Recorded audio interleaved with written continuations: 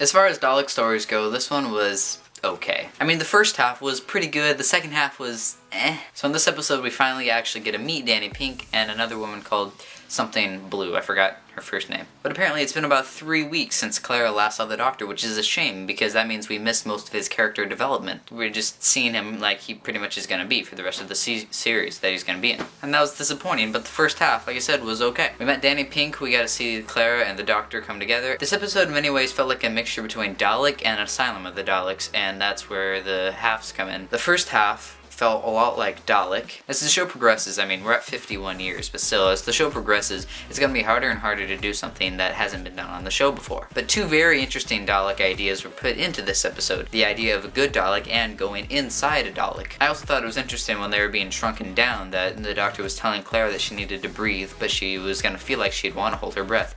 Which is interesting because in the last episode, there was a whole scene centered around not breathing, multiple scenes in fact. But anyway, the first half of this episode felt a lot like Dalek, focusing on one Dalek, and with that line the Doctor says, it's the most dangerous place in the universe. It's true, a Dalek is one of the most dangerous things in the universe, and later in the episode, about halfway through, it shows the Dalek, it escapes and is starting to blast its way through the facility, and it really shows the power of that one single Dalek can do.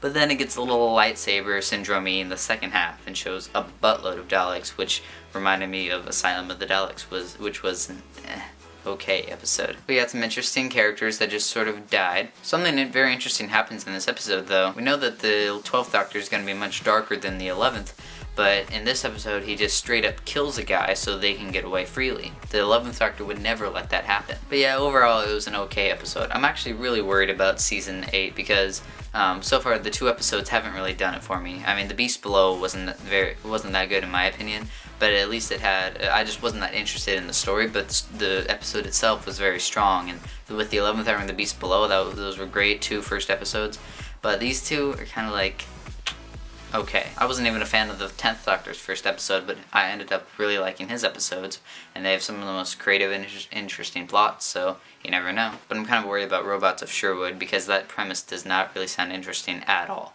And the premise to Into a Dalek sounded really interesting, and it wasn't that interesting. So who knows, maybe Robots of Sherwood will be really interesting, because the premise does not sound interesting. Maybe. All in all, I would probably prefer to see this episode over Deep Breath, but it wasn't the best. In the end, I give this 7 Daleks out of 10. Anyway, that was my review of Into the Dalek. Stick around next week for my Robots of Sherwood review. And that's about it. Hopefully you stuck around. I personally wouldn't have, but yeah, like I said, that's about it. So until next time, I bid you all goodbye.